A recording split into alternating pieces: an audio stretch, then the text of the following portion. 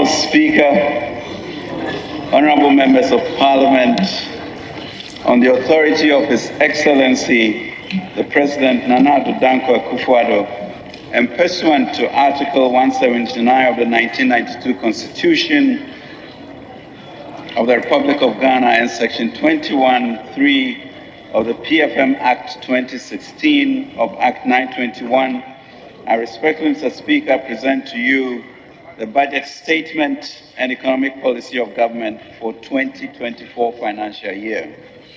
Mr. Speaker, I beg to move that this august House approves the financial policy of the government of Ghana for the year ending 31st December 2024.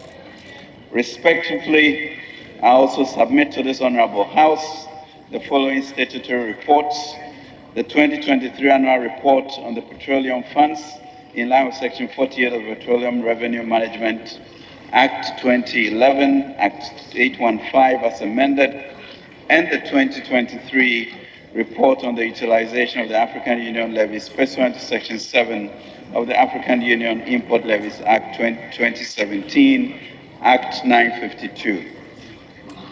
Mr. Speaker, this budget is an abridged version of the 2024 budget statement and economic policy of government.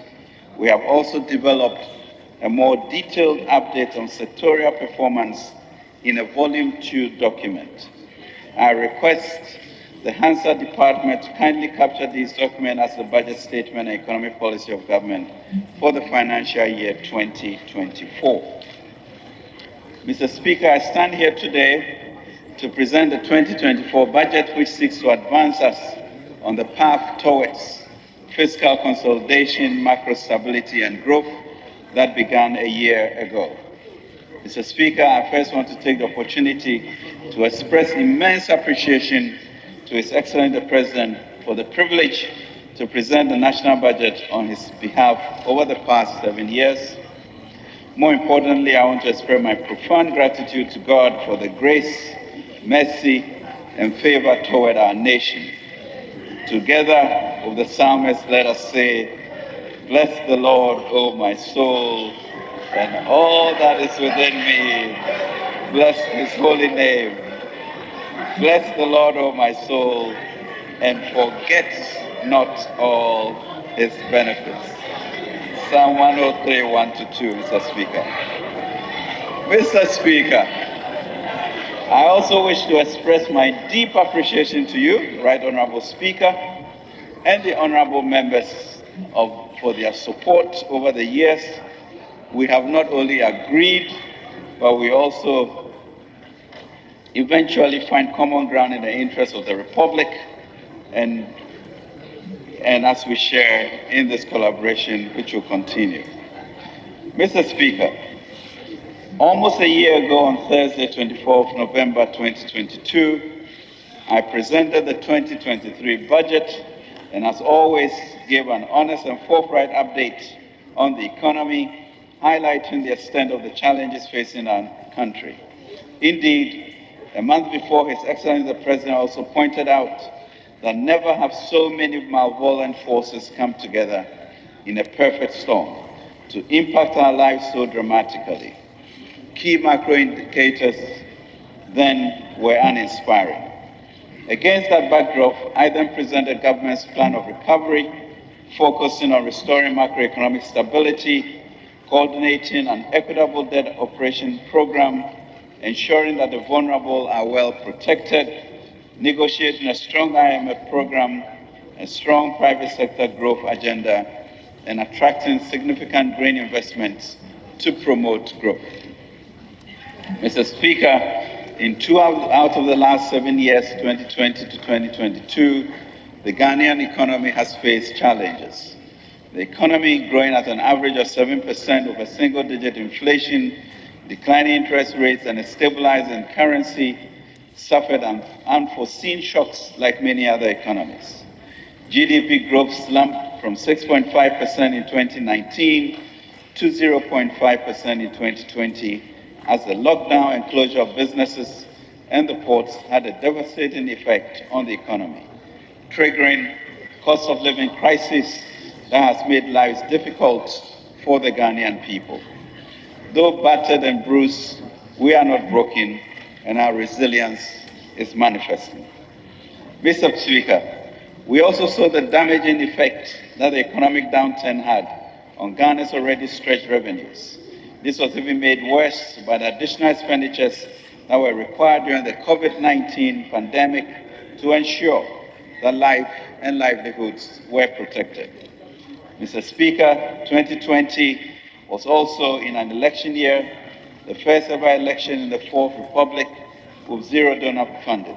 However, government sensitivity to our people was remarkable.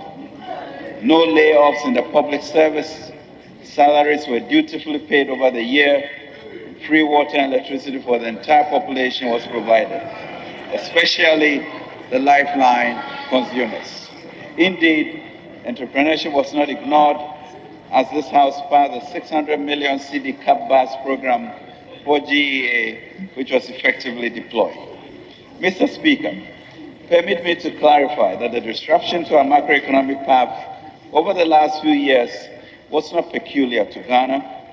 The global disruption to supply chains, adjustments to new forms of work, and shifts in demand pursued some of the most cataclysmic effects on inflation and growth worldwide. This set off the worst form of global cost of living crisis since World War II.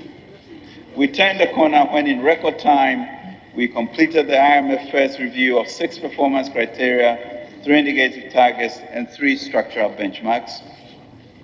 Our task now and in the medium term is twofold: to maintain stability and to keep on growing. We are determined to remain on the course of increased growth, currency stability, and disinflation over the medium term. Our future growth prospects are certainly brighter, and I'm confident that this budget, this victory budget, this Nkunim budget, would ensure that we boldly walk on a sustainable path towards creating decent jobs and wealth for our people. For with national dedication, the Lord will continue to give us treasures from dark places and hidden riches in secret places. Mr. Speaker, our promise to all stakeholders, in particular to the people of Ghana, is that the Akufo-Addo government is determined to maintain the discipline, compassion, and creativity required to keep the economy stable and maintain the robust growth. Mr. Speaker, today I accordingly present the 2024 budget to set out the broad medium-term policy framework underpinning our approach towards recovery and stability with growth. Among other things, it provides a pathway towards fiscal consolidation and macro stability. It sets out the new debt sustainability path after the excruciating domestic debt operation with aftershocks on the financial sector. It outlines the policy priorities underpinning the 5-year growth strategy with focus on selected initiatives over the next 14 months. It comes just after the successful first review of the 3-year, $3 billion IMF ECA program, where we reached a staff-level agreement on Ghana's performance in meeting the 6 QPCs, 3 indicative targets, and 3 structural benchmarks. In the US, Mr. Speaker, inflation surged from a low of 1.8% in 2019 to 6.5% by 2022, and is currently at 3.7%. We have seen this reflect in interest rate decisions by the US Federal Reserve and also in benchmark yields. The yield on the 10-year US Treasury instrument is currently at 4.6% compared to 1.4% 2 years ago. This is an economy whose currency is a global reserve currency. We see similar trends in the Eurozone and also in the UK. Inflation in the UK, Mr. Speaker, was 1.7% in 2019 and recorded at 11.1% in October 2022, a 41-year high.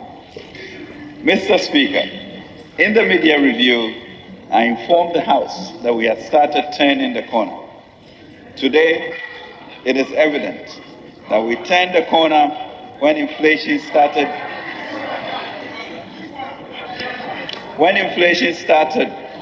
declining from 54.1% in December 2022 to 35.2% in October 2023. We turned the corner, Mr. Speaker, when despite a 1.5% projected growth, the economy galloped at a remarkable pace and clocked an average of 3.2% growth in the first 2 quarters of this year. We turned the corner when the currency had been under severe pressure over the past 2 years, depreciated by a modest 6.4% in the past 9 months compared to 53.9% a period in 2022.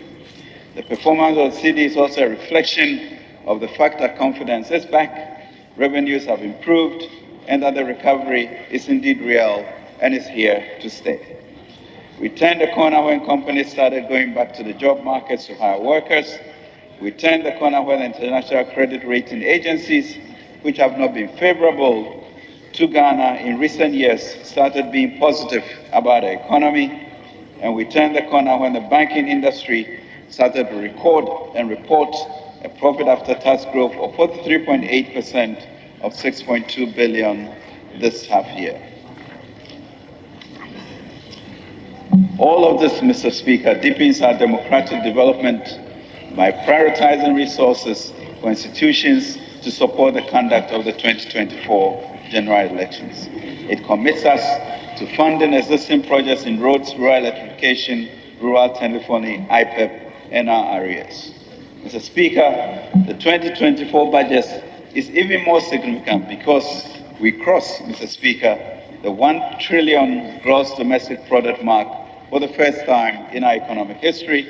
Let me repeat, Mr. Speaker, Ghana's economy under President Akufo-Addo in 2024, final year in office, is projected to be valued over 1 trillion Ghana cedis in 2024 from the 219.5 billion we inherited in 2016.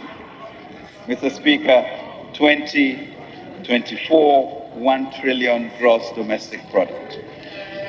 Mr. Speaker, fundamentally, this is a government that is self-aware, reflective, and has been open throughout the process to incorporating citizens' feedback in preparing this budget. And as in previous years, we have prioritized stakeholder consultations. Consequently, we engage with and obtain valuable inputs from key stakeholders, including investors, traders, academia, organized labor, civil society organizations, bankers, development partners, faith-based organizations, a cross-section of the leadership, and other honorable members of Parliament. We also launched, Mr. Speaker, the Ghana Mutual Prosperity Dialogue on 2nd November 2024, a new and innovative platform, 23, to deepen our collaboration and partnership with the private sector. The platform aims to enhance the long-term competitiveness of Ghana and increase our attractiveness as a hub for businesses on the continent. This will have a standing committee co-chaired by the Minister of Trade and Industry, Minister of Finance, and the private sector. I want to assure our stakeholders that we have, as much as possible, reflected the proposals and recommendations from these engagements in the budget. There is much more to be done with the shared ideas, and the Mutual Prosperity Dialogues will be a robust and dynamic platform to inform future policy changes. Mr. Speaker, the Akosombo Dam spillage. Mr. Speaker, in the last few months, we have been witnesses to the devastating impact of the Akosombo Dam spillage. This follows excessive rainfall recorded in several parts of the country. To preserve the structural integrity of the dam, the Volta River Authority commenced controlled spilling on 15 September 2023. This led to the flooding of downstream communities in parts of Volta, Eastern and Greater Accra regions. The heavy rainfall also caused flooding upstream of the Akosombo Dam and impacted communities in the Savannah, Oti, and Bono East regions. Government, through VRA and NADMO and various agencies under the 13-member high-level interministerial committee headed by the Chief of Staff, comprising of the Ministries of Energy, Finance, Local Government, Environment, Interior, Health, Sanitation, and Water Resources, Defense, Roads and Highways, Education, Information, Health, and Gender, have subsequently, Mr. Speaker, provided various forms of support to the impacted communities. The support included food and related items, drinks, mattresses, mosquito nets, coils, clothes, baby food and diapers, sanitary pads, treated water services and storage tanks, solar lamps, sanitation services of utility services, and some social infrastructure. Mr. Speaker, the visit of the officials of the Ministry of Finance and myself, UVRA, to the victims of the Kosomo Dam spillage in Mepe in the Volta region was truly revealing and sobering. Indeed, we empathize with the families that have been affected and displaced by the spillage. We met victims, townsfolk, children, and the chiefs, and of course, the Honorable Member of Parliament, Okujeto, during the visit. Mr. Speaker, government has budgeted an amount of 220 million to support the relief phase for the communities affected by the Kosomo spillage, as well as floods upstream in the Oti, Savannah, and Bono East regions.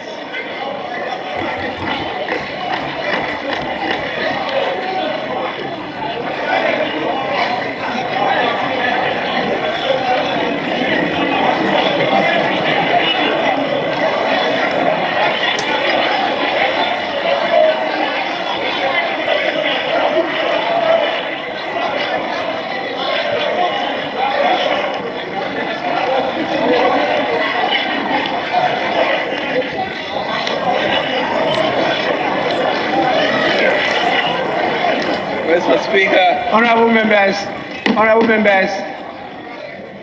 this is for your eyes only.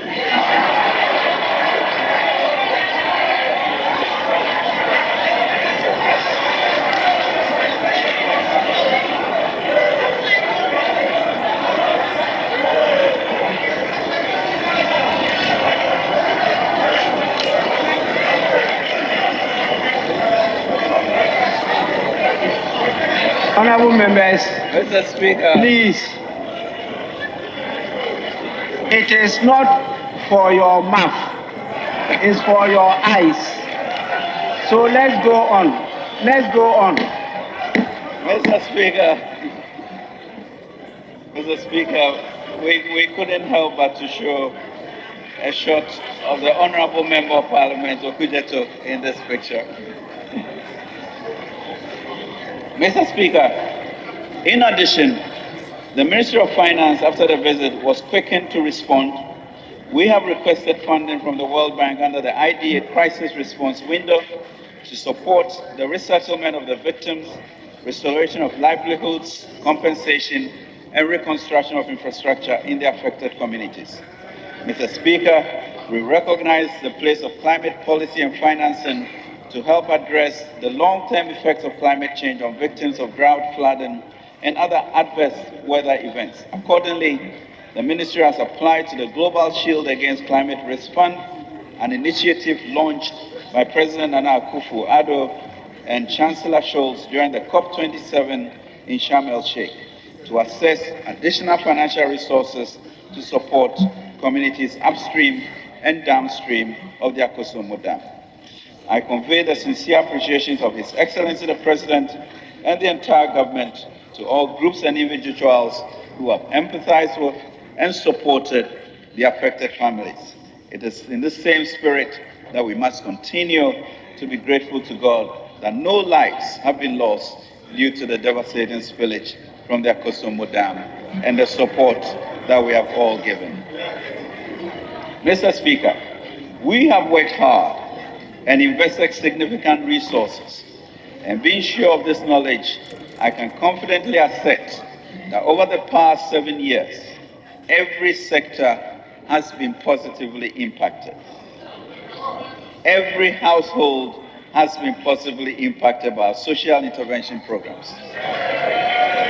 And every region has been positively impacted. Indeed,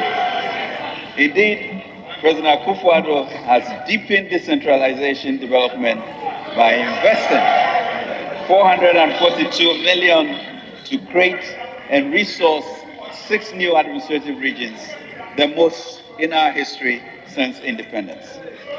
Consistent with our policy on what we call preferential options for the poor, i.e. leaving no one behind, we have been historic in enhancing social mobility and protected the vulnerable in our society.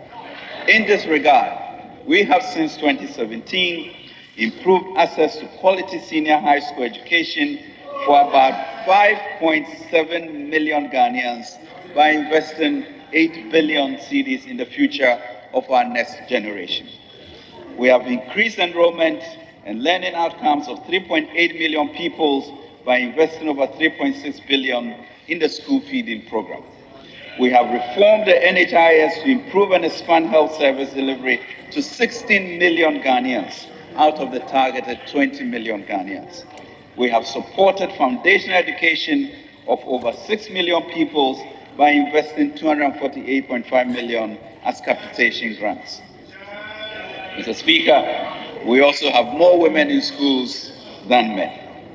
We have improved the quality of life of about 350,000 Ghanaian households under the LEAP program by investing 1.2 billion Ghana cedis. Mr. Speaker, it has been 7 years of grace and positive impact. We are determined to do more to boost the capacity of the private sector, to expand productivity and create jobs. In the past 7 years, Mr. Speaker, we've invested over 32.7 billion to keep the lights on and support the growth of businesses. We have invested 25 billion to facilitate the repositioning of the financial sector and enhance its ability to assist business operations. To date, the Development Bank Ghana has facilitated 1 billion cedis in competitive financing for the private sector, and GESEL continues to mitigate risk in the agriculture sector. Supporting 100,000 young graduates to secure workplace experience and employment by investing 2.4 billion in NATCO, invested 7 billion to build road and transport infrastructure and improve connectivity and productivity, invested 541 million in 169 IDF, 1D1F enterprises to scale up value addition and provided 140,000 additional jobs. And we have created, Mr. Speaker, over 2.3 million jobs in the private sector and public sector, approximately 900,000 in the private sector and 1.4 million in the public sector. Mr. Speaker, capital spending is equally important to the future of our country.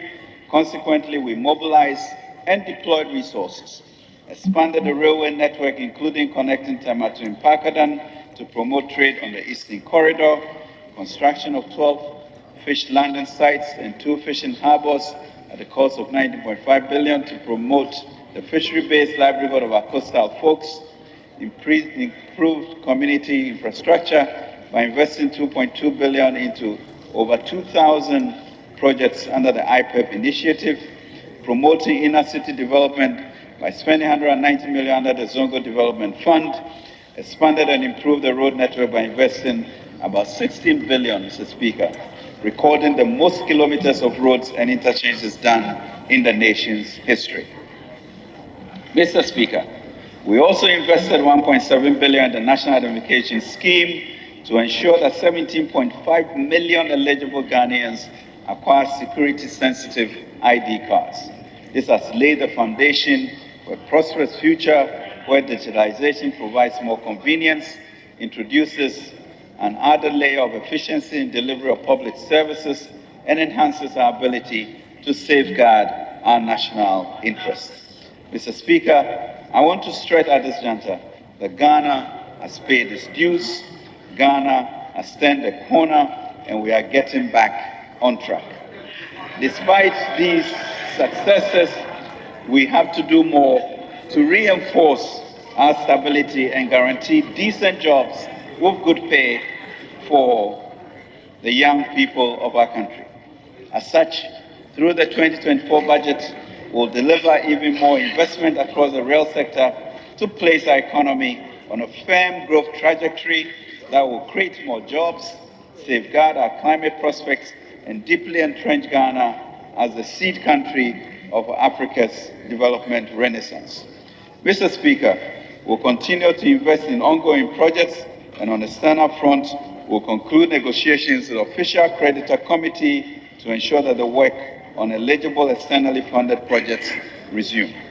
We will, through the Ghana Mutual Prosperity Dialogue, be intentional about collaboration with the private sector and our development partners to support local businesses, attract FDI, and enhance the economic prospects of our people. Indeed, given the potential to upscale and the multiplier effects that our small and medium-sized businesses possess, government intends to scale up support to young entrepreneurs and fledgling businesses with a singular aim to create sustainable jobs across all communities. In this view, the ministry has teamed up with MEDA and is committing 1 billion Ghana cedis to ensure that our enclave projects in developing our productive capacity for exports. Mr. Speaker, we are also positioning a generation of Ghanaians to secure our leadership in the global arena. Today, our country hosts the headquarters of the AFCFTA. We also have a privileged position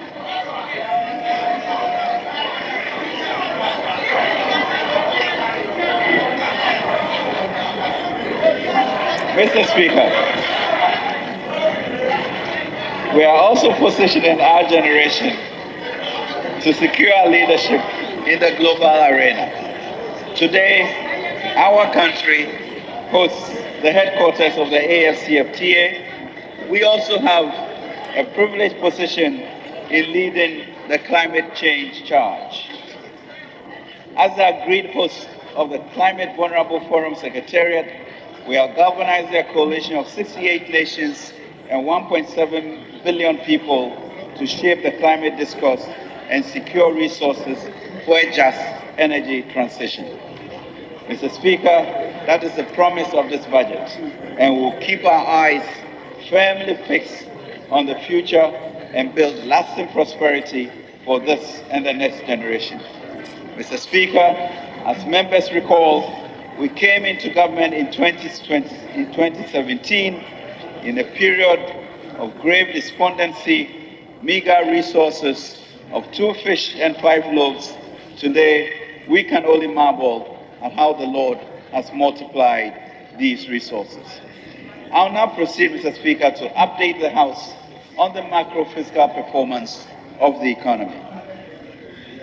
Mr. Speaker, global economic recovery remains sluggish, primarily due to a confluence of setbacks, including the lingering effects of supply chain disruptions and geopolitical events, and the increasing cost of living across many economic blocs. The disruptions in energy and food prices and efforts to combat record high inflation through tightening global monetary policies have considerably slowed down economic activity globally. According to the IMF's October 2023 World Economic Outlook, global economic growth is anticipated to decelerate from 3.5% in 2022 to 3% in 2023, and at best 2.9% in 2024.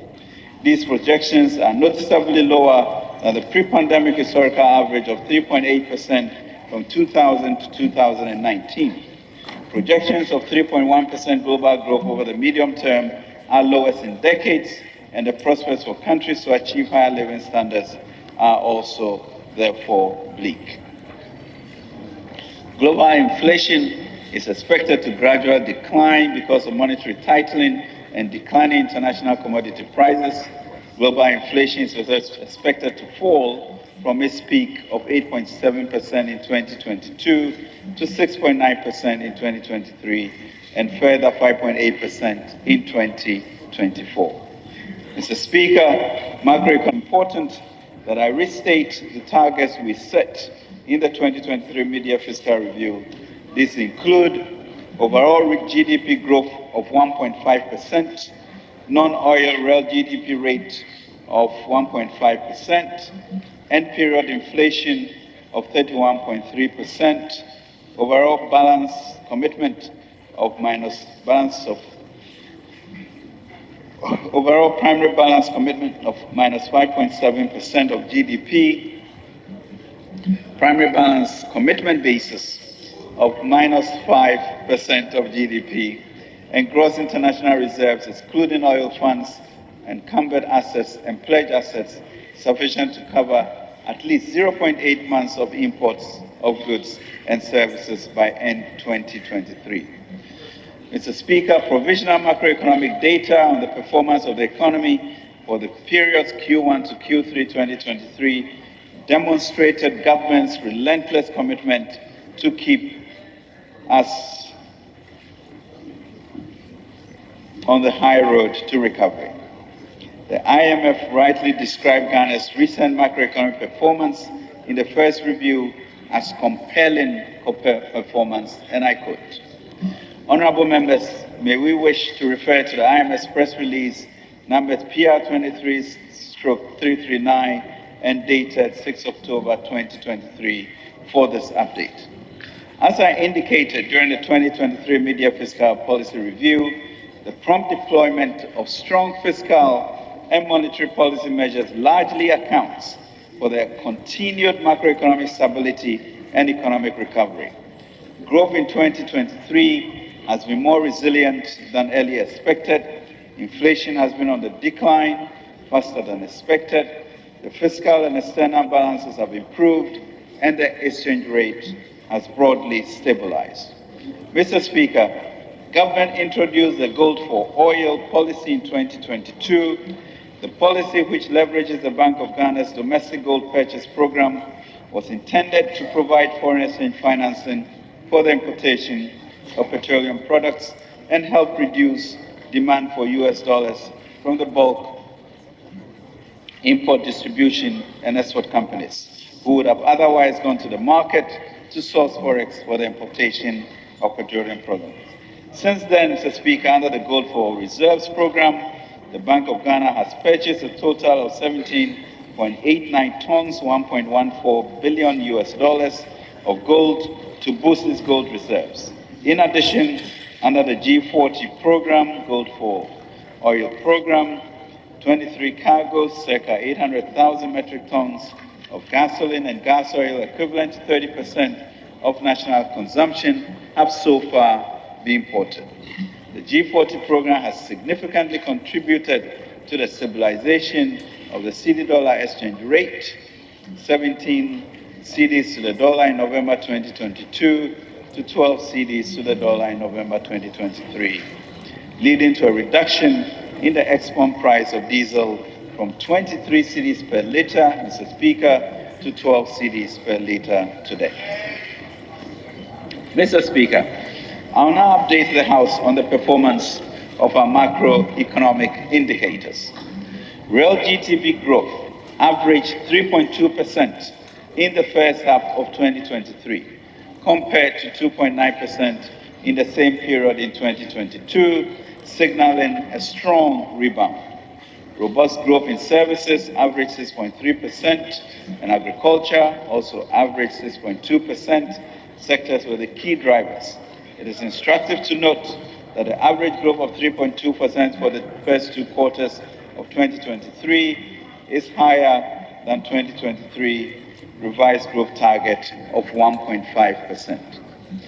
Price developments indicate that inflation is on a declining path in response to ongoing fiscal consolidation, appropriate tightening of monetary policy, and relative stability in the exchange rate.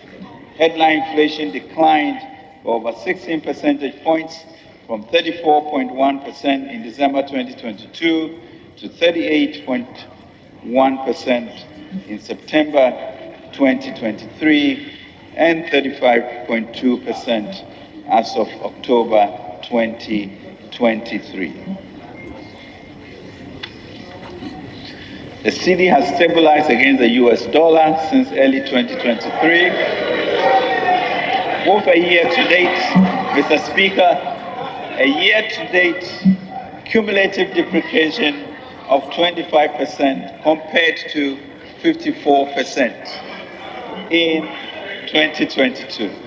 Specifically, Mr. Speaker, the cedi has only depreciated by 6.4% on cumulative basis since February 2023, compared to, Mr. Speaker, 53.9% over the same period in 2022.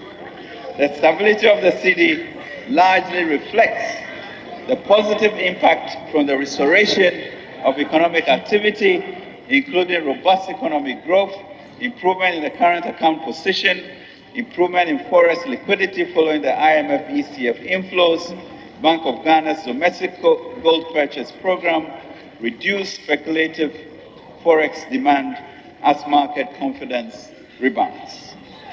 Gross international reserves as of September 2023 stood at 5 billion, 2.3 months import cover, compared to 6.3 billion, 2.7 months import cover at the end of 2022, but expecting only a 0.8 months at mid-year when we stood here to pronounce where we were heading to.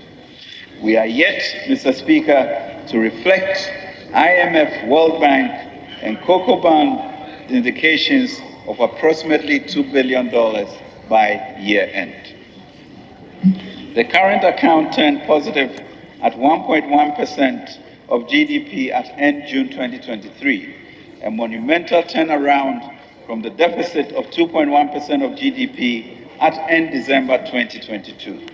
Likewise, the trade balance improved to a surplus of 2.6% of GDP as of end August 2023, from 0.7% of GDP surplus at end December 2022.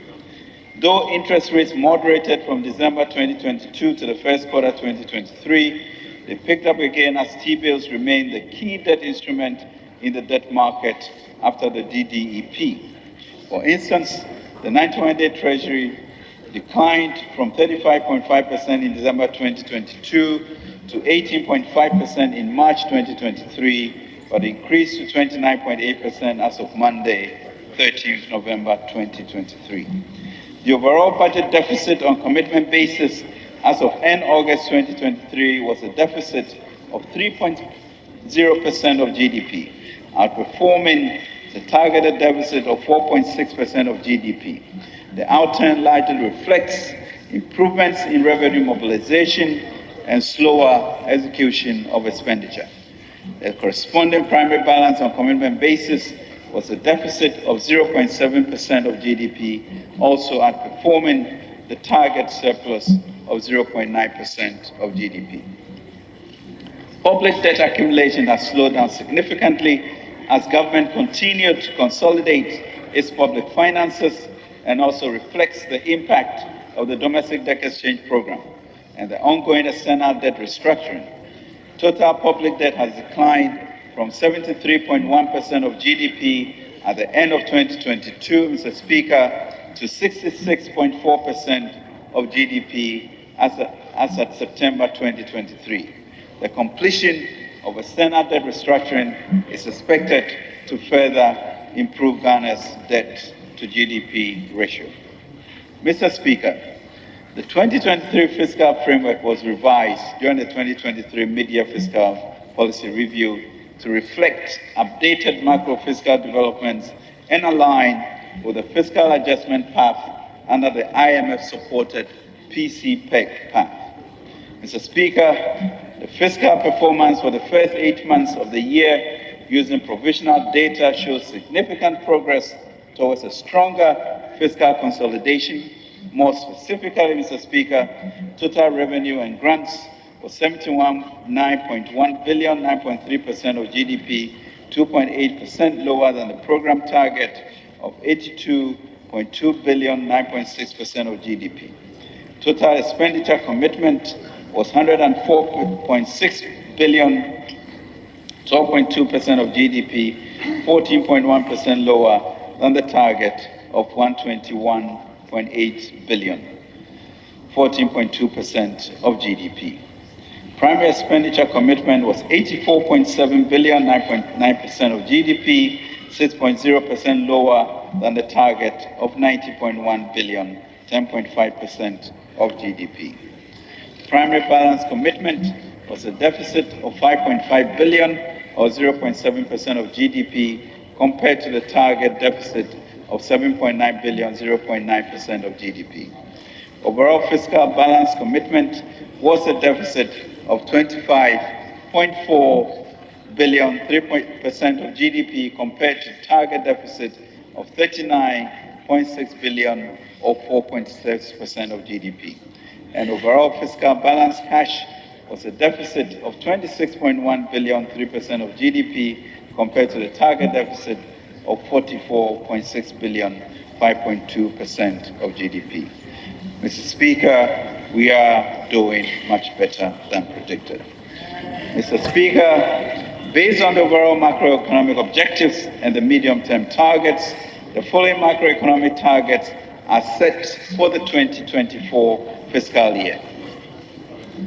Overall real GDP growth of at least 2.8%, non-oil real GDP growth of at least 2.1%, end period inflation rate of 5.0%, primary balance on commitment basis of a surplus of 0.5% of GDP, and gross international reserve to cover not less than 3 months of imports.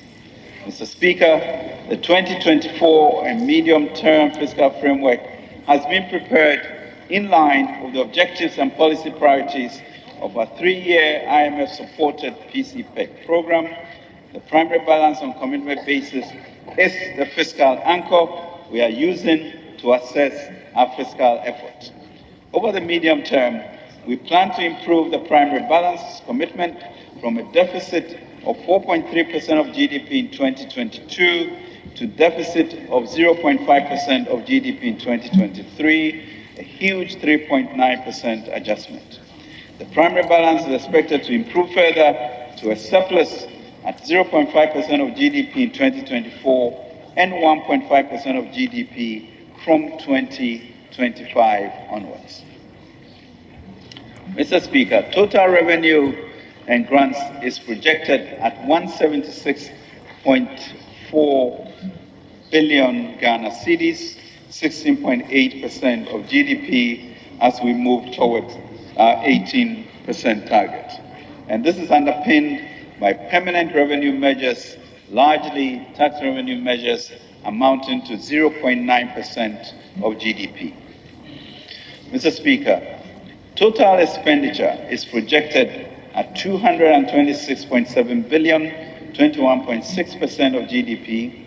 This projection reflects a reduction of 6.1 percentage points of GDP in total expenditure commitment basis compared to the outturn in 2022. This large decrease comes from the combination of fiscal consolidation efforts of 4.9 percentage points of GDP, reflecting an adjustment in revenue by 1.1 percentage point and primary expenditure by 3.9 percentage points of GDP. The potential interest rate savings from the ongoing external debt operation will further bolster public finance sustainability. Mr. Speaker, based on the estimates for total revenue and grants and total expenditure, including arrears clearance, the overall budget balance to be financed in a fiscal deficit of 61.9 billion, equivalent to 5.9% of GDP. The corresponding primary balance is a deficit of 5.9 billion, equivalent to 0.6% of GDP. Mr. Speaker, the Ministry of Finance, acting through the Ghana Revenue Authority, as per Section 4 of the Ghana Revenue Authority Act 2009, introduced the Property Rate Reform Project.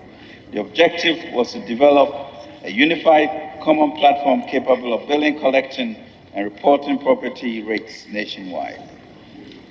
Mr. Speaker, the initiative has encountered some challenges that's making it difficult for the relevant bodies, including the metropolitan, municipal, and district assemblies to have access to their share of the property rate collection on time. Mr. Speaker, to address these challenges, government is reviewing the overall structures and processes to determine the optimal way forward. In the interim, districts will resume collection as these challenges are resolved. Mr. Speaker, tax reliefs. Our approach to tax policy since 2017 was to give significant relief to the private sector until expenditure pressures from 2020 required a more aggressive approach. It is important to note that in the short term, fiscal sustainability requires that we improve our tax ratios significantly, otherwise our long-term competitiveness will be eroded. As we all know, our country's 13% tax to GDP ratio is far below our peers. Our target is 18 to 20%, and we are on course for 16%, hoping to be achieved this year. In that regard, it is difficult to implement all the structural reforms and tax reliefs needed to immediately lower and/or eliminate certain tax handles. However, I assure this august House that we have heard, we believe in lower taxes as a government for industry, and we are working others aggressively with the GRA and to be cemented with the Standing Committee of the Mutual Prosperity Dialogue. Mr. Speaker, further to the above, the following reliefs have been prioritized for implementation. To extend, Mr. Speaker, the zero rate of VAT on locally manufactured African prints for 2 more years. Mr. Speaker, to waive import duties on import of electric vehicles for public transportation for a period of 8 years. Mr. Speaker, to waive import duties on semi-knocked down and completely knocked down electric vehicles imported by registered EV assembly companies in Ghana for a period of 8 years. Mr. Speaker, to extend zero rate of VAT on locally assembled vehicles for 2 more years. Mr. Speaker, to zero rate VAT on locally produced sanitary pads. Mr. Speaker, to grant import duty waivers for raw materials for the local manufacture of sanitary pads. Mr. Speaker, to grant exemptions on the importation of agricultural machinery equipment and inputs and medical consumables, raw materials for the pharmaceutical industry. Mr. Speaker, a VAT flat rate of 5% to replace the 15% standard VAT rate on all commercial properties will be introduced to simplify administration. To address the negative externalities of plastic waste and pollution, government will review and expand the environmental excise duty to cover plastic packaging and industrial and vehicle emissions. Mr. Speaker, the Stamp Duty Act 2005, Act 689, has not been reviewed since enactment in 2005. To realign the rate with current economic realities, government in 2024 will review the rates and fees for stamp duties. The bands subject to ad valorem taxes will be expanded, while the specific rates will be reviewed. Mr. Speaker, a simplified tax return will be introduced as a means of promoting voluntary compliance as part of the modified taxation scheme for individuals in the informal sector. This approach will make it easier for taxpayers to fulfill their tax obligations to the state. Mr. Speaker, the tripartite committee has concluded negotiations on the national daily minimum wage. The tax-free portion of the individual income tax rate will accordingly be adjusted to take care of the change. Government recognizes the constraints our medical personnel face in providing healthcare for our citizens. With the passage of the Exemptions Act, government will engage the Ghana Medical Association on waivers for importation of vehicles to ease the transportation burden on our doctors. The policy will enable them to deliver quality and timely healthcare. Mr. Speaker, as a government, we have always been committed to protecting the quality of life of our people. Total wages and salaries for workers has increased from 14.7 billion in 2016 to 37.5 billion. All workers were paid full wages and salary on time, even when revenues plummeted during the COVID-19 pandemic. In the difficult economic challenges, we paid 15% cost of living allowance for 6 months in 2022 to cushion the 949 thousand workers, some 50% more than we had in 2016. Mr. Speaker, as reported in the 2023 Mid-Year Fiscal Policy Review of the 2023 Budget Statement Economic Policy of Government, a spending arrears clearance and prevention strategy was developed and approved by Cabinet for implementation. This is part of the measures to achieve the objective of bringing public finances back on a sustainable path through improved efficiency in public spending. To clear the system's stock of arrears, the Ghana Audit Service has begun the verification and validation of the arrears identified as at end December 2022 before payments are made. Mr. Speaker, to prevent the accumulation of new arrears, government has put in place the following measures to enhance commitment controls and prevent the accumulation of arrears. Alignment of the quarterly budget allotment of cash flows forecast and tighten the use of allotments as a control on the gift miss rather than a budget starting with the 2024 budget. Standardized contracts for public works to ensure flexibility in budget execution, review standard tender documents to include clauses that make the award of the contract null and void if not supported by gift miss generated purchase order. All MDAs will be required to use GANEPs for all procurements to enhance transparency and efficiency in the procurement of good works consultancy, non-consultancy, and asset disposal. Improve budget execution practices by undertaking the following. Approval of MDA's commencement requires to be done within the first quarter of any fiscal year to allow MDA sufficient time to complete procurement and payment processes before end of year. Enforcement of the use of gift miss for all transactions to prevent unbudgeted expenditure. Internal audit agency to ensure that public officers within covered entities adhere to the legal and regulatory principles governing public financial management in the discharge of their duties.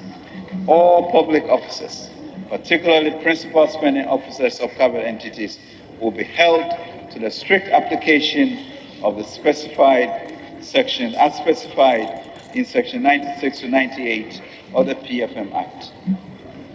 Mr. Speaker, the Public Financial Management Act 2016 Act 921 was passed to regulate the financial management of the public sector within a macroeconomic and fiscal framework.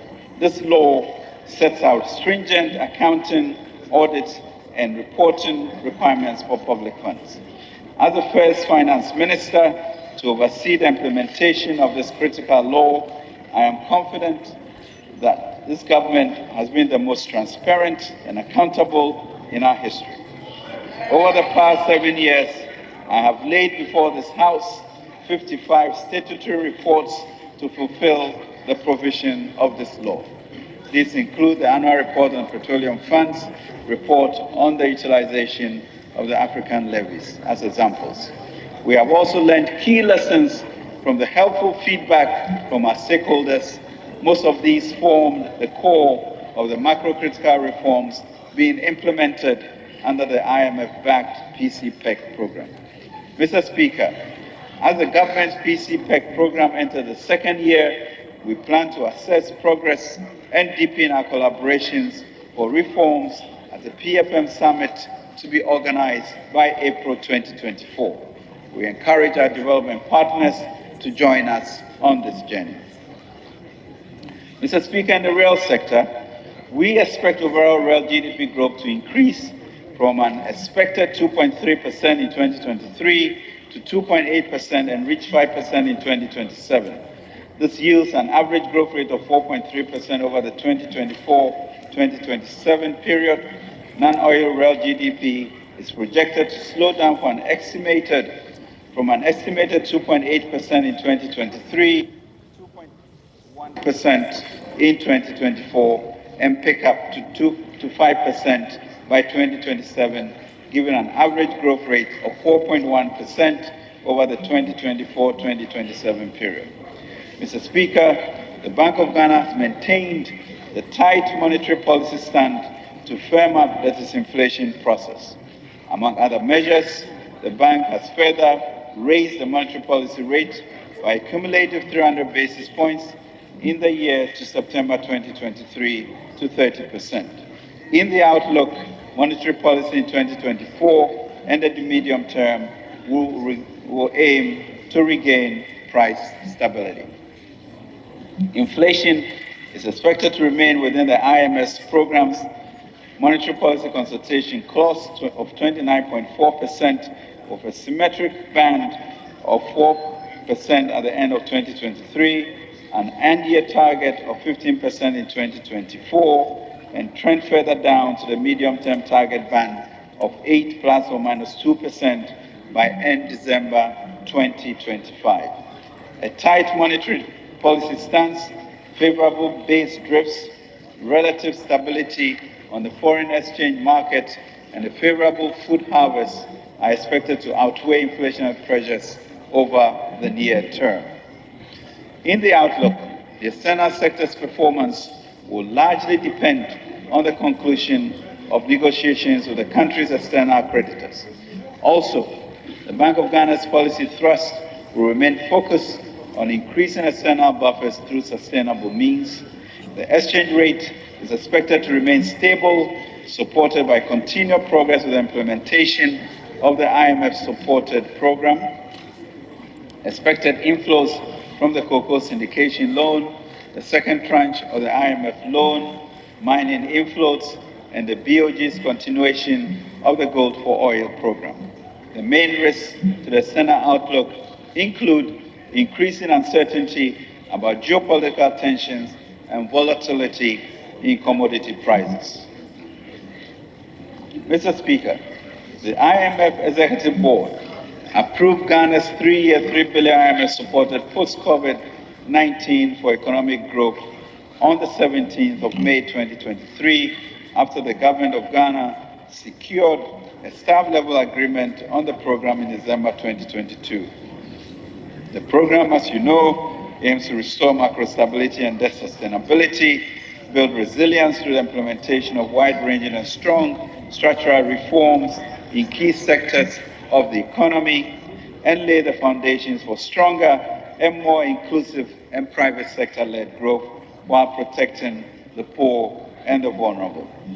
Mr. Speaker, the IMF-supported PCPEC is assessed semi-annually by the IMF through an IMF staff review mission, followed by final approval by the IMF Executive Board. Disbursements under the program are tied to successful completion of each review. The reviews assess our progress towards meeting the quantitative performance criteria, indicative targets, and structural benchmarks. Mr. Speaker, I'm glad to inform this august House that based on the IMF's own assessment at the staff level, after the first review, Ghana met all the 6 quantitative performance criteria. The 2 out of the 3 indicative targets, the 2 met a floor on social spending, a floor on non-oil public revenue. The indicative target on zero net accumulation of payables was extended largely to the ongoing negotiations with energy sector IPP on legacy debt. And 6 of the 7 structural benchmarks due end 2023 were also met, and subsequently the 7th has been met. Mr. Speaker, the fiscal incentives and reliefs I announced previously are in line with government's 5-year growth strategy, which was approved by Cabinet in August 2023. This is to stimulate and sustain economic growth, even as we restore macroeconomic stability under the IMF-backed program. The first phase, which is a 14-month program, essentially focuses on scaling up prioritized existing programs and attracting private sector investments to deliver rapid. Mr. Speaker, the growth strategy prioritizes key sectors of the economy, including agriculture, agribusiness and aquaculture, trade, industry and export promotion, tourism, as well as digitization and technology.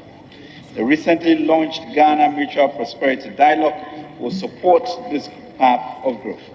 A permanent steering and technical committee co-led by the Ministries of Finance, as well as Ministry of Trade and Industry and the private sector, and supported by development partners, is being set up to drive this collaboration for growth.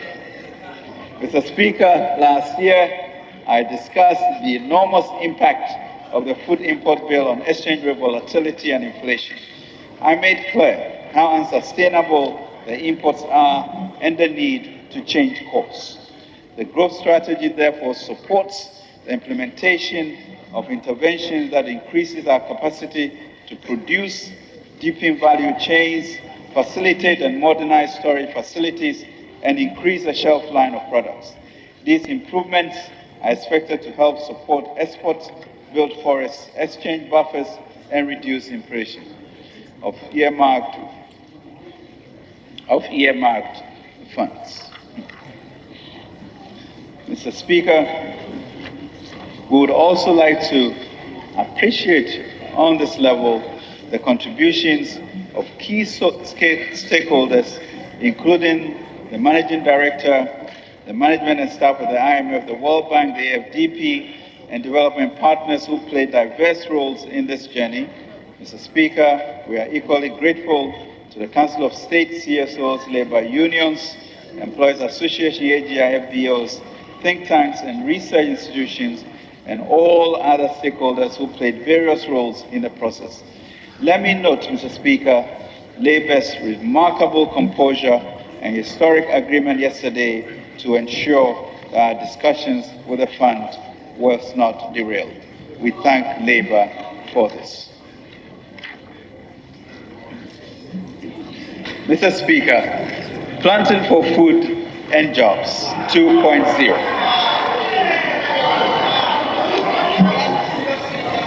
Mr. Speaker, Honorable Minister, just a minute. Honorable members, in line with Order 42 of the standing orders of our House, I hereby direct that sitting be held outside the normal sitting hours. Honorable Minister, you may now continue. Thank you very much, Mr. Speaker.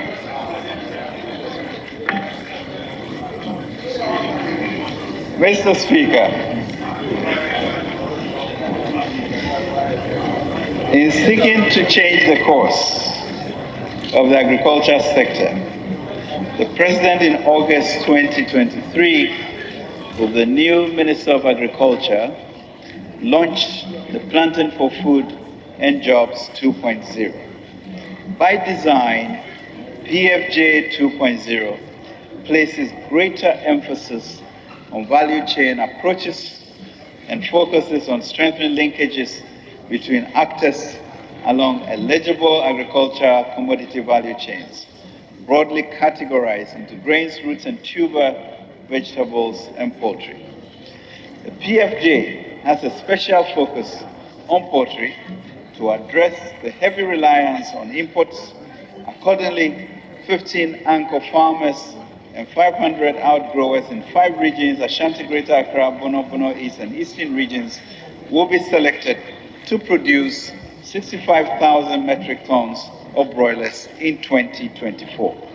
Mr. Speaker, the significant shortfall between demand and domestic production of vegetables requires urgent action, especially considering the impact of the recent supply disruptions from the Sahelian region. The engagement of onion producers and importers prior to this 2024 budget revealed the importance of developing an onion index to track the production.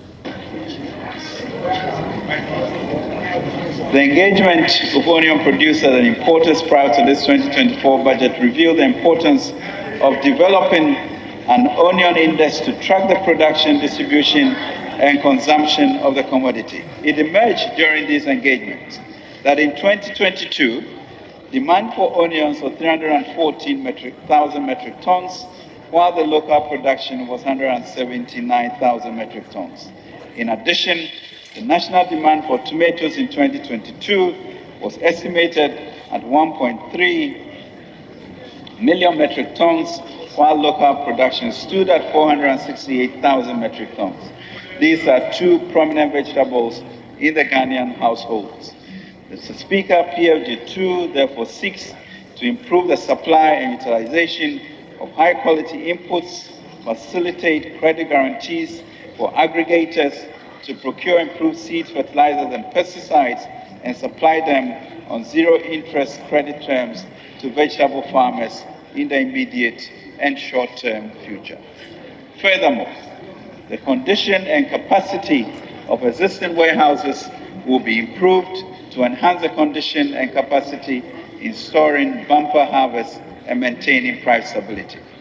Mr. Speaker, the growth strategy also aims to boost fish production, mostly through increased focus on oceanic and inland earthen ponds. The goal is to support fishermen, fish farmers, and fish processors in our coastal regions. The interventions planned in this subsector include direct support for production, distribution, and storage of fish, as well as producing and supplying over 110 million liters of premise fuel using gasoline and condensate. Mr. Speaker, part of PFJ2's program strategy is to support the private commercial agriculture under the Economic Enclaves project. Towards this, priority has been given to securing and developing lands to offer security of tenure for large-scale agriculture investments. The focus on large-scale commercial agriculture is to harness the benefits of scale and scope of economics, promote the adoption of technology for efficiency and standardization, as well as support price stabilization efforts. As of December 2022, 3 enclaves in Kasonya, Greater Accra, Kumewu, Ashanti, and Banda Oti region were operational. 5 out of 5 other enclaves are planned in 2024 to promote value addition, integration, and deepening aggregation and value chain systems to serve as economic growth goals. The 3 operational EEPs will lead to production of 160,000 metric tons of rice by end of 2024, over 110,000 acres of land in cultivation for the key staples. Private sector actors investing on EEP will provide employment for the youth with a target of at least 5,000 jobs. Already, Mr. Speaker, 10 private sector actors have responded to the expression of interest to predominantly act as anchor farmers on the developed lands. Government will also pursue the interest expressed by other international private sector operators to unlock investments and technology for the economic enclave projects.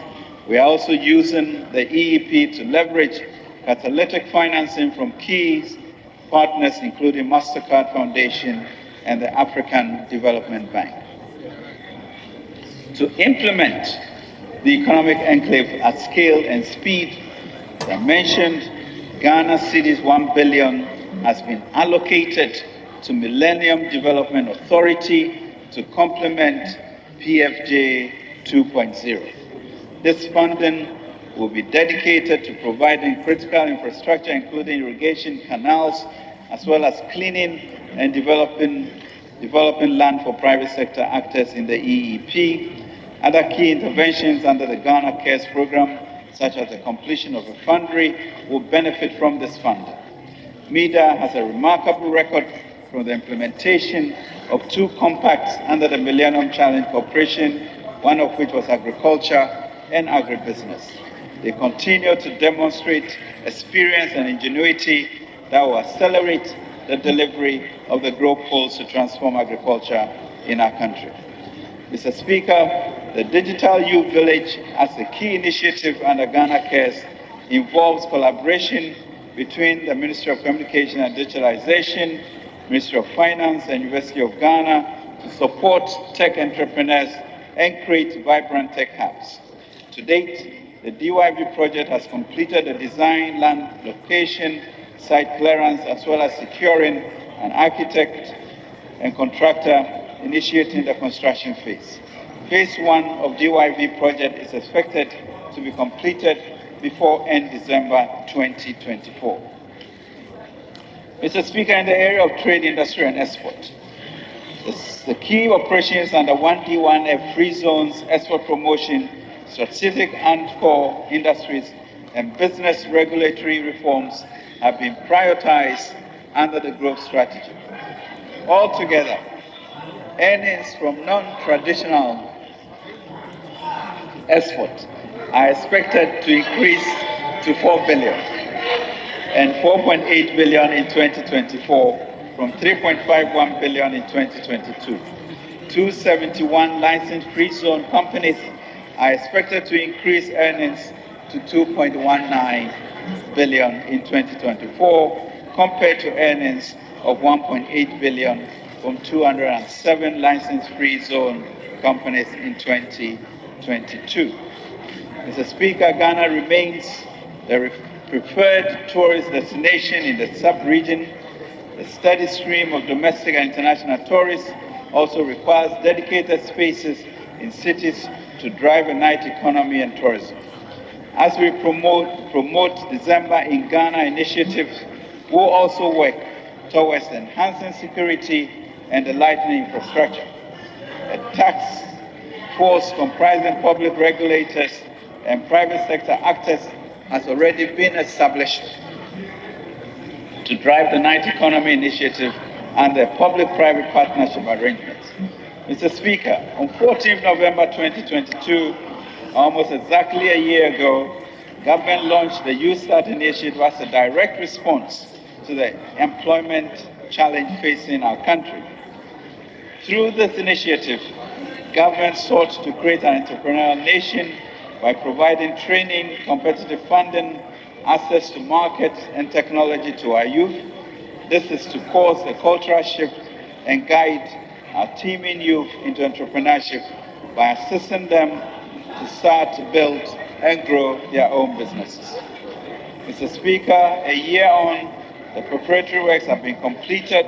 The three components of the initiative, Youth Start District, Entrepreneurship Program, Commercial Program, and the Youth Start Grace Program have also been developed and piloted successfully. On 20th September 2022, government signed an MOU with 11 banks and the Ghana Association of Bankers to support entrepreneurs gain access to capital to enhance their business. The Ghana Association of Banks have worked with us to train the participating financial institutions on the program and have completed the design of a technology platform to receive applications. The National Banking College has also been engaged under the program to train beneficiaries on behalf of the participating banks.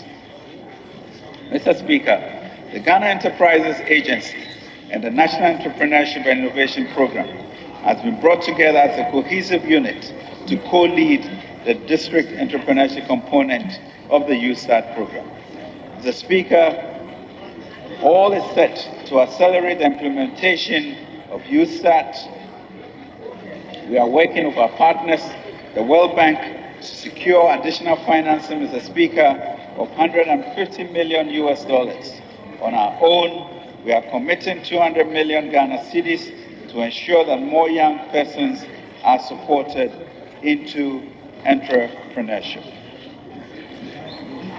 Mr. Speaker, the Ghana Integrated Aluminium Development Corporation, through their strategic partners, has completed the Mineral Resource Estimate report that has been prepared in line with Joint Ore Reserves Committee standards. The results of the report indicate significant bauxite quantities, making the project a commercially viable one. Mr. Speaker, the master plan has been reviewed and given a seal of approval by KPMG. To ensure, Mr. Speaker, the various mineral discoveries are informed deposits of iron ore are commercially viable. A high-level mineral resource study has been commissioned by GSTEC, working with the private partners. A capital-intensive activity has been uploaded to Ghanaian private partners to produce a standard bankable report at no cost to the government of Ghana. This is to ensure that the integrated iron and steel industry is not faced with a continuous decline of domestic production and processing of metallic minerals and associated dependence on foreign supplies for our needs. Mr. Speaker, key interventions to improve the business environment include enhancing the business regulatory reform, crowding in private sector financing of 20 billion through foreign direct investments, and amendments to the GIPC Act has been completed and submitted to Parliament. The Speaker, the group strategy sets ambitious targets for easing access of the domestic private sector, including medium and long-term finance at competitive rates. Government will leverage the plans of the Development Bank of Ghana, GESL, Venture Capital Trust Fund, and the Ghana Investment Infrastructure Fund to provide loans, partial guarantees, and venture capital to private entities with transformational and strategic projects in agriculture. Mr. Speaker, channels would include the Development Bank of Ghana to increase the lending volume of the Development Bank of Ghana to 2 billion cedis for 2024. For GESL to provide 350 million partial risk guarantees to leverage private sector participation in the agriculture sector. Government will also support DBG for fundraising of an additional $1 billion in 2024 to support their work. Mr. Speaker, the IFC, working with government, will pursue a 500 million commitment of financing from the World Bank's IFC as a partner in Ghana's Mutual Prosperity Dialogue. The recapitalization of banks. Mr. Speaker, government and the World Bank will recapitalize the banks through the Ghana Financial Stability Fund and the Financial Sector Program, with over 10 billion cedis, Mr. Speaker, to enable aggressive financing of private sector businesses. Mr. Speaker, the banks will be recapitalized in the coming week. Furthermore, venture capital trusts will be given additional funds to ensure that the private sector has access to that. Mr. Speaker, the stock of global debt as a share of global GDP was 258% last year. Moreover, as of 2022, the stock of public debt was 238%, 9 percentage points higher than in 2019. To return Ghana to a path of debt sustainability from a debt to GDP ratio of 89%, Mr. Speaker, we aim to be at 66% this year. The goal is to achieve a 55% debt to GDP ratio and 18% revenue to GDP ratio over the medium term.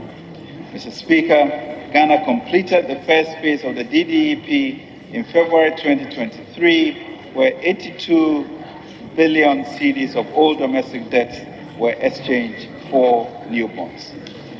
In this process, Mr. Speaker, the average coupon of 9.1% were achieved with a participation rate of 84%. Mr. Speaker, we have come to the end of the domestic debt exchange program and need to focus on the external debt restructuring to further improve the debt trajectory. Even today, even more to enable us reach the target landing zone of 55%. Mr. Speaker, discussions with the Eurobond investors are continuing.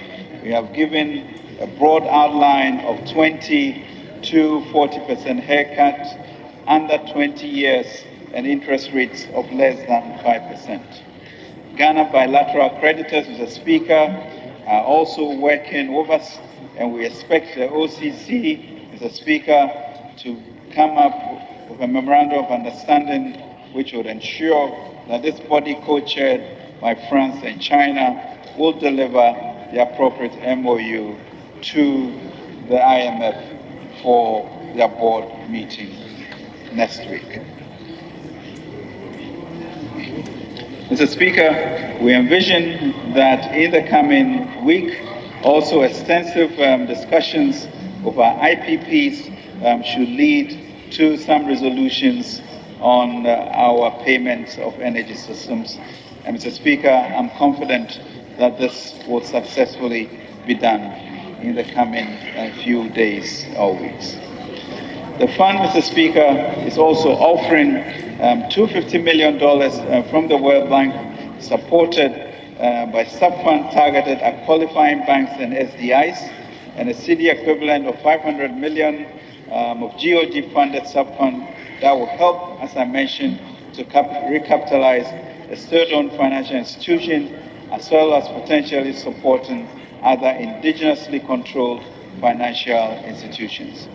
In addition, a provision of $4 billion has been made in the 2024 budget to address NIB, distressed SDIs, and other outstanding legacy policies in the financial sector.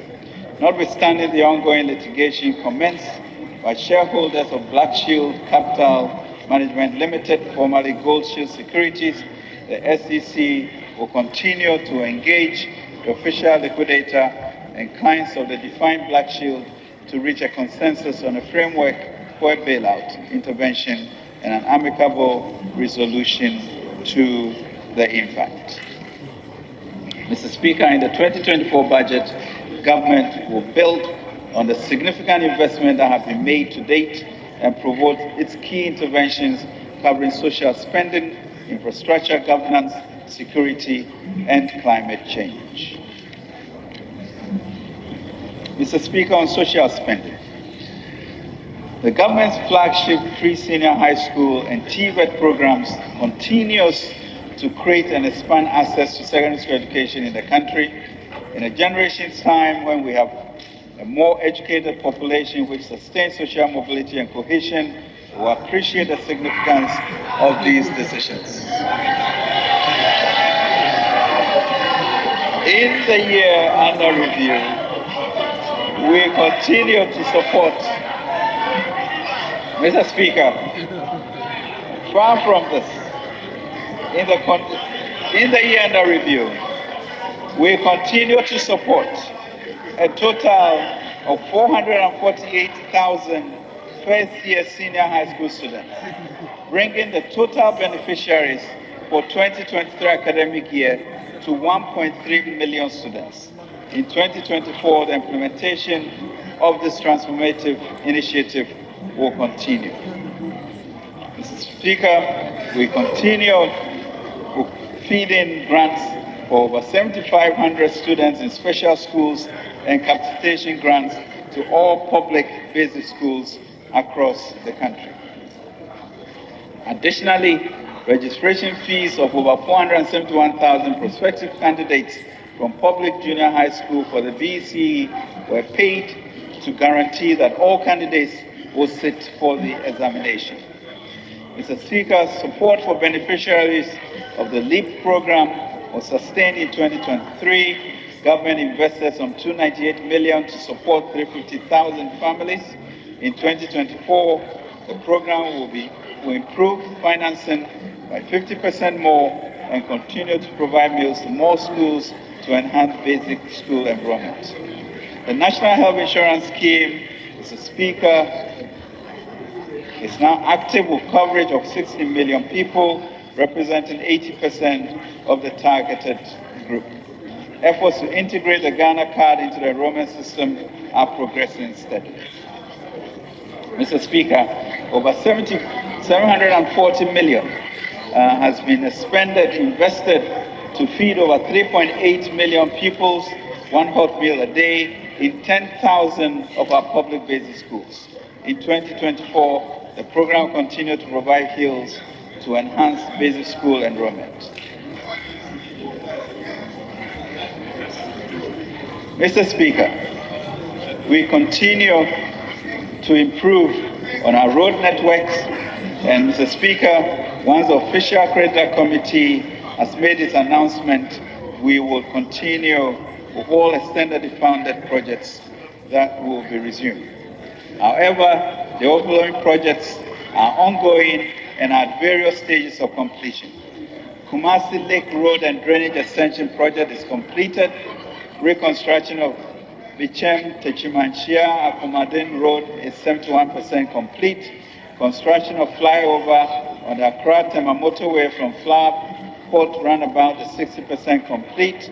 Phase 2 of the Tema motorway roundabout, including construction of the third tier of the interchange, is 56% complete. Construction of 4 major bypasses at Osino, Enyinem, Inyirisi, and Konongo along the Accra-Kumasi Highway commenced in 2023 and are various stages of completion.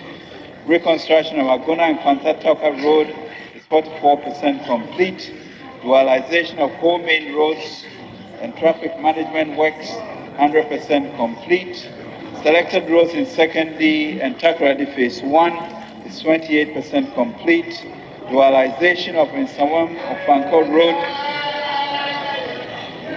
including the widening of the road to 10 lanes over 6-lane expressway and 4-lane service road with interchanges at Amasaman, Bobiman, Midyear, and Nsawam project is 30% complete. Construction of 4-tier interchange at Swame in the Ashanti region has commenced. Mr. Speaker, the following projects under the Master Project Agreement for Sino Hydro Corporation has been completed. Tamale Interchange, Western Region and Cape Coast Inner City Roads, construction of Hohoi, Jasikan, Dodi, Pepesi, 64.4 kilometers, upgrading of selected feeder roads in Ashanti and Western Region. However, the following are at various stages of completion. Sunyani Inner City Roads, construction of Sunyani and Brekum Inner City Roads, PTC Roundabout Interchange, Takoradi, 80%. Mr. Speaker, government is in the preparation for the reconstruction of the Accra-Tema motorway under the Road Sector's Public-Private Partnership with GIF is on course. The concession agreement and draft engineering, procurement and construction EPC agreement have been approved by Cabinet and will be submitted to Parliament for approval shortly. Mr. Speaker, government infrastructure program will also be anchored on a strong private sector collaboration. To this end, government will continue to pursue the mining sector roads rehabilitation projects to improve the road network in mining communities. Government will begin the formalization of agreements with the mining companies and mining-related industries to fund and commence the rehabilitation of roads in the mining enclaves in 2024. Selected communities include Takoradi, Agona, and Kwanta, Takoradi Dualization and Township, Presia, Bogoso Township, Dunkwa, Obuasi Township, Ashia and Kwanta, Manso, Nkran, Konongo. Mr. Speaker, to promote trade and transit from the Tema port, the capacity of Tema Hospital Road will be improved under PPP arrangements. Accordingly, government has developed a deed of transfer to be executed.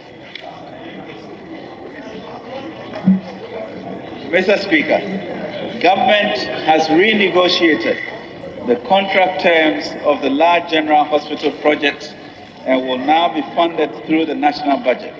The contractor is expected, Mr. Speaker, to be back on site next week to complete a significant amount of work by 2024.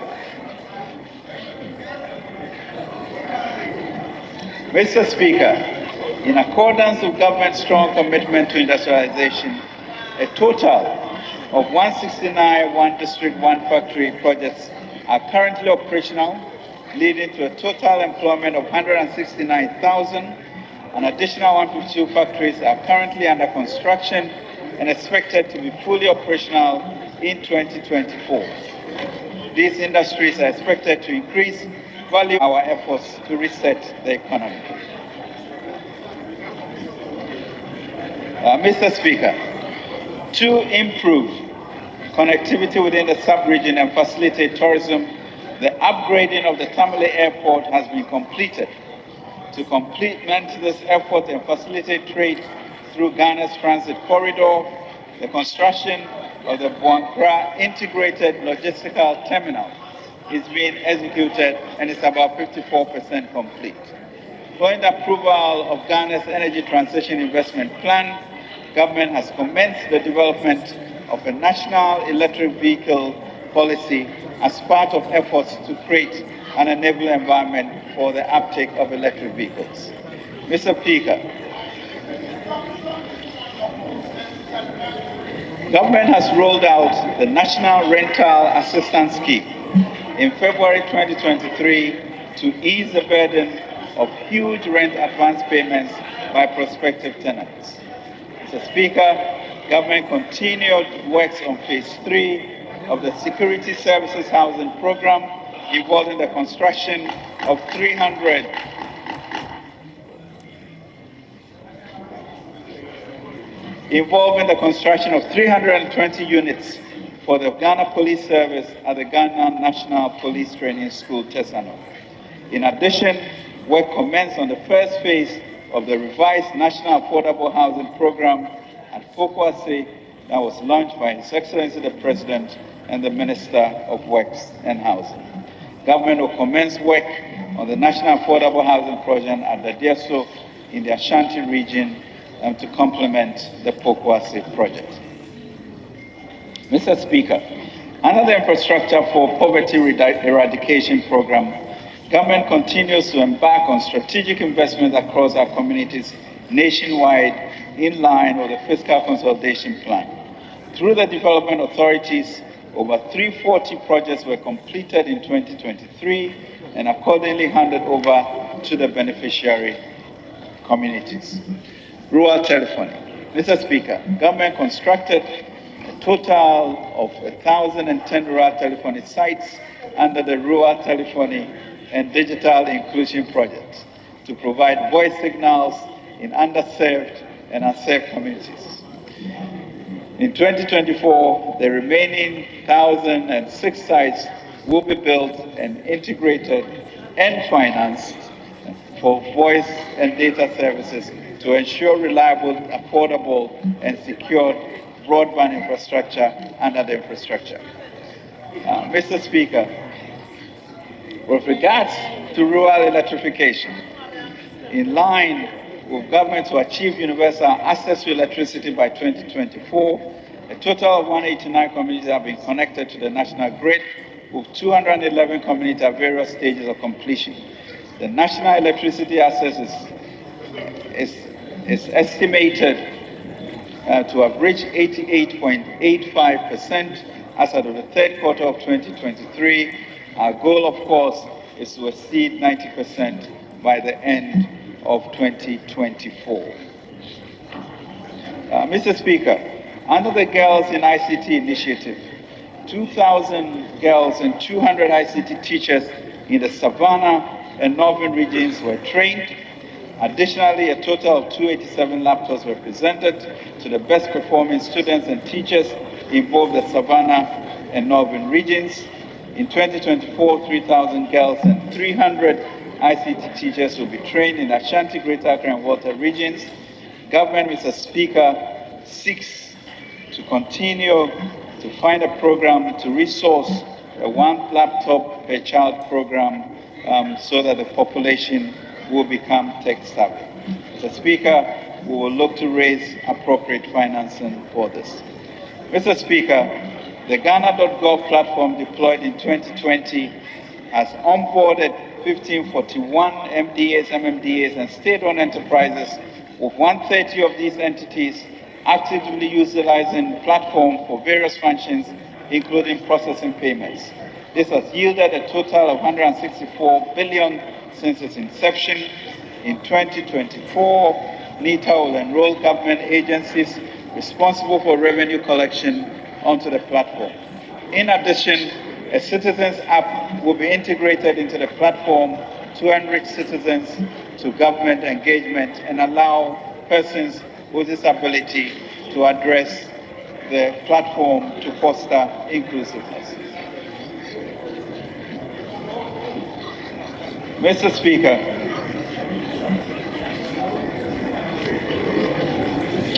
the new Conduct of Public Officers Act seeks to address current weakness in asset declaration system. The new act will introduce provisions that ensure public officers submit their declaration in time and that an effective verification system is in place. The draft bill is under consideration by Cabinet and will be submitted to Parliament subsequently. Government will also committed to ensuring the implementation of the second phase of the National Anti-Corruption Action Plan to foster public accountability and transparency.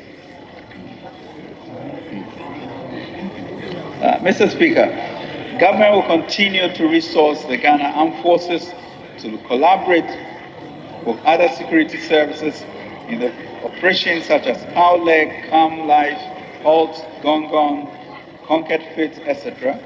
Mr. Speaker, the establishment of 15 forward operating bases along the northern border of the country to also prevent cross-border crimes and terrorist infiltration are also progressing steadily. In addition, the FOB at its level in the Western region is 55% complete. Mr. Speaker, internal security by the Ghana Police Force continues to be sustained. And Mr. Speaker, the police service improved community watch program for professional motorbike riders has elevated the sense of security in the country. The service received 100 Toyota Hilux pickups, 6 armored personnel carriers, and 600 motorbikes to augment the fleet of the formed police visibility and motorbike patrol units to enhance their work. Mr. Speaker, immigration service is also being improved. The service also conducted 5,900 inspections at various locations and bringing much security to the country. Mr. Speaker, on the issue of independent power producers, government has continued to engage key operational independent power producers in positive and constructive bilateral negotiations. Engagements have centered on the sustainability of Ghana's energy sector, as well as the restructuring of legacy IPPs and power purchase agreements, future-proven timely payment to IPPs going forward, and the implementation of critically needed energy sector reforms. Government aims, Mr. Speaker, to finalize commercial agreements with key IPPs in the coming weeks. Mr. Speaker, government remains mindful and appreciative of the continuing commitment on the part of IPPs, not only to support Ghana's power sector, but to collaborate with government and the ECG to achieve sustainable future for the sector, while shoring up Ghana's reputation as a compelling investment climate. Mr. Speaker, Ghana has been at the forefront for advocacy for a fit-for-climate global financial architecture while expanding its engagement to mobilize climate finance. At the 2023 IMF World Bank Group annual meetings, Ghana secured critical financing to support climate adaptation and mitigation measures. These include $54 million to establish a Ghana Share Landscape Emission Reduction Project, 4.8 million successfully earned by reducing nearly 1 million tons of carbon emissions through forestry conservation. We expect to earn over 45 million in 2024. Additionally, government has signed 6 MOUs with Switzerland, Singapore, Sweden, South Korea, as well as some public and private entities in line of Article 6 of the Paris Agreement. Mr. Speaker, our leadership as chair of the Climate Vulnerable Forum and the Vulnerable 20 Group is a prime example directed by our Ministers of Finance, Environment, Science and Technology and Innovation and Foreign Affairs. Under Ghana's tenure, we've not only raised our global standing in climate discussions, but also championed the interests of climate vulnerable nations. President Nana Addo Dankwa Akufo-Addo chairs the CVF.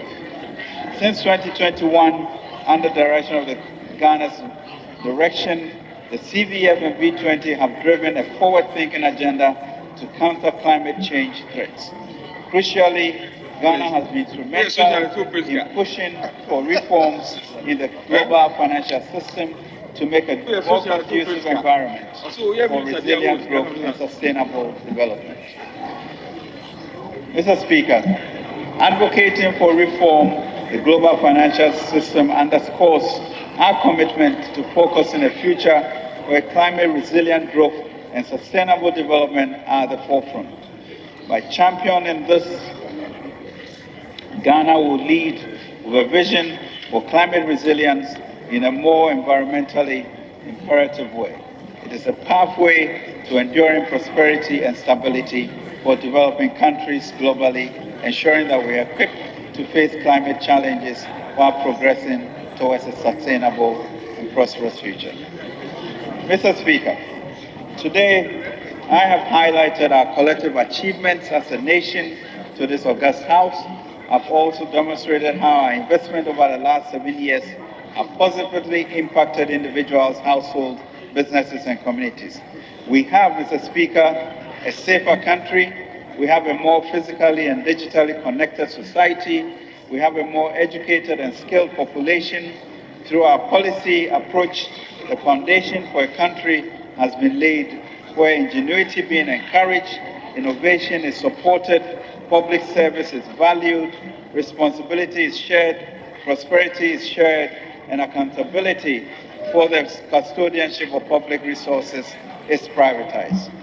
Mr. Speaker, this is marked change from when I first stood before this House on 2nd March 2017. At that time, Mr. Speaker, doomsday had decimated the incomes of businesses and households. The financial sector was weak and near collapse. Trained nurses had stayed home for years without employment. NHIS was in arrears for over a year. A sizable number of Ghanaians were unable to access senior high school education. Above all, our economic prospects are deemed considerable. I refer then to the biblical story of 5 loaves and 2 fishes to illustrate the approach in turning the economy around. Mr. Speaker, I stood here in March 27 and asked that the country's poultry, 2 fishes, and 5 loaves be multiplied. Indeed, as a young boy gave all he had to the multitudes, so have we. And the Lord, in response, has blessed our nation, and this we should not forget. From a nominal GDP, Mr. Speaker, of 262 billion in 2017 to 1 trillion in 2014. Invested in the future of our children under the free SHS program, with 1.2 million students having access to free secondary school education.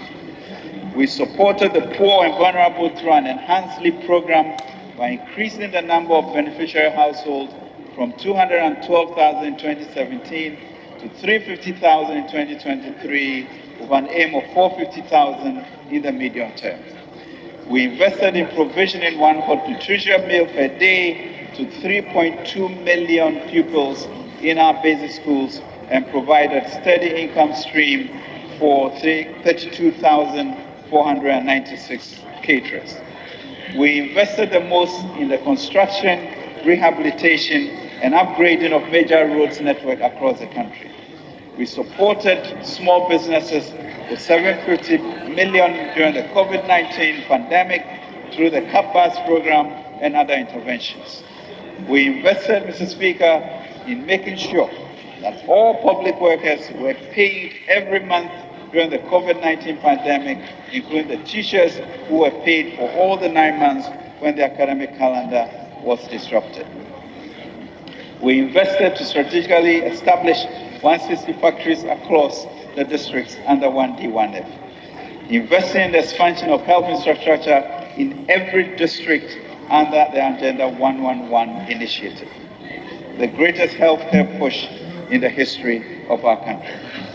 Mr. Speaker, let me make this opportunity to recognize the strong partnership that has coexisted between the government and organized labor over this period. I also want to use the occasion to thank the leadership of organized labor for their positive cooperation since 2017. Yesterday, as I mentioned, 14 November 2023, we successfully concluded negotiations for the 2024 single spine salary structure, the base pay, which culminated in a 23% increase in the base pay of the single spine salary structure across board from January to June 2024, and a readjustment of an additional 2% to 25% from July 2024 to December 2024. This wouldn't have been possible without the cooperation and strong leadership of labor unions. We thank you. Since then, we have stayed focused on our plans. However, it is not smooth sailing. There have been ebbs and flows. We have faced severe headwinds since March 2022 as an economy. The economy has faced multiple shocks. We have not created enough jobs and food inflation remains high, creating hardships, and we are committed to tackling this. However, we are re-anchoring our path using the PCPEC as our compass, our true north. Mr. Speaker, backed by the PCPEC, the 2023 budget seeks to restore and sustain macroeconomic stability. With hard work and the grace of God, we are on the path of stability and growth. Thankfully, a sense of a new beginning has taken hold. Despite our remarkable progress in the last 10 months, risks still abound. In October 2023, the IMF reported that global recovery remains low with little margin for error. The Kenyan finance minister also noted in September 2023, and I quote, "All low and middle income countries are walking a tightrope given the current economic constraints globally." Mr. Speaker, we are aware of these pressures and risks. So far, the implementation of government PCPEC, which addresses these pressures, is delivering the immediate intended results. We have successfully concluded the domestic debt operations and are making steady progress on external debt restructuring. We are implementing the new growth strategy, which prioritizes the completion of key transformative interventions to improve the quality of life and welfare of our people. Mr. Speaker, for our future, large public spending and deficits cannot remain embedded in our public policy program. So after achieving macroeconomic stability, the gains will be anchored on enhanced fiscal responsibility rules. The IMF is already working with us to strengthen these rules in order to maintain macroeconomic stability and implement structural reforms needed to sustain the country on a strong path of economic growth and transformation. Mr. Speaker, to achieve the 2024 budget has been developed to ensure the accelerated implementation of the PCPEC program, to expand investment in the rail sector, to implement the new growth strategy, to consolidate and complete the ongoing infrastructural work, and to mobilize climate finance to enable us build resilience. The policy outlines in this budget will also ensure that Ghana remains attractive for domestic and foreign investment. The feedback from extensive engagement with key stakeholders have also been included in our policy choices. Mr. Speaker, more importantly, the various components of the government-owned financial ecosystem, such as Development Bank of Ghana, GCB, CBG, GESTL, Ghana Community Exchange, GIFT, Venture Capital, Trust Fund, GEA, will all be strengthened to enable us to address the concerns of the private sector in respect of access to credit, access to skills, labor, and raw materials. Mr. Speaker, we do this knowing that the key to our prosperity is not handing out free goods and services to our underprivileged folks, rather it is by providing skills and financing to enable people to generate income and jobs. Mr. Speaker, we continue to optimize our tourism infrastructure. The improvement in key tourist sites have been complemented by aggressive marketing to reposition Ghana. Next month, as in recent years, our country will expect to an increase in tourists seeking to patronize the December in Ghana event. Our investment in CCTVs and our roads and provisions of increased logistics, border security services will continue to support these events and make them memorable. These investments would also facilitate the hosting of the 13th All Africa Games in Accra from 8th to 23rd March 2024. This will put Ghana in the spotlight. In addition, Ghana has strategically positioned itself to mobilize climate financing and champion a fit-for-climate global architecture. Mr. Speaker, we also are creating a new financing division at the ministry to ensure that we stay ahead of the game. Mr. Speaker, a new and exciting opportunity is Ghana's newfound wealth in lithium and graphite, which will be extracted in line with the green minerals policy to support our energy transition. Mr. Speaker, the Minerals Income Investment Fund has acquired a 6% contributing interest in Atlantic Lithium's Ghana portfolio.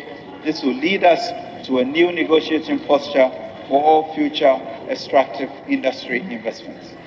Mr. Speaker, in line with Ghana's localization policy, Atlantic Lithium will list on the Ghana Stock Exchange to further enhance and deepen local participation. Mr. Speaker, we are in a better place than we were before. The nation has been positively impacted and positioned to harness its prospects. We must move forward courageously, for as 2 Timothy 1 says, God has not given us a spirit of fear, but Mr. Speaker, a spirit of courage and of love and of a sound mind, and we must press on. It is in this same vein, Mr. Speaker, of courage and power that we have forged a resilience since 2017. It's important to recall that despite, Mr. Speaker, the poly-crisis of 2019, the poly-crisis in 2020, we have together taken, Mr. Speaker, all of us, a GDP of 219 billion to 1 trillion GDP this year. A key lesson from this leap since 2017 is for us, Mr. Speaker, to eschew unfounded pessimism and nihilism. We have shown, Mr. Speaker, that it is possible. It is possible to triple, to quadruple our GDP. It is possible to create a technologically savvy environment. It is possible to be the investment hub of the region. We should therefore, Mr. Speaker, be collectively proud of ourselves and the can-do spirit of our people. We have proven that a lot more is possible if we stay the course and believe in a future of immense possibilities. To realize our common aspiration, Mr. Speaker, we must continue to speak one language. This is Ghana, a nation united in diversity, a resilient nation on the path to manifest destiny. Every opportunity to safeguard our progress must be protected by adherence to exhortations of Genesis 11:6, that if we speak one language, we can do the impossible. Mr. Speaker, we therefore present to you the Inkunim Victory Budget, a people with a manifest destiny for greatness. We are resilient and we shall prevail because, Mr. Speaker, as we have always said, the battle is indeed the Lord's. God bless our homeland Ghana and make us steadfast to build together a nation that is great and strong in unity. Mr. Speaker, so I move.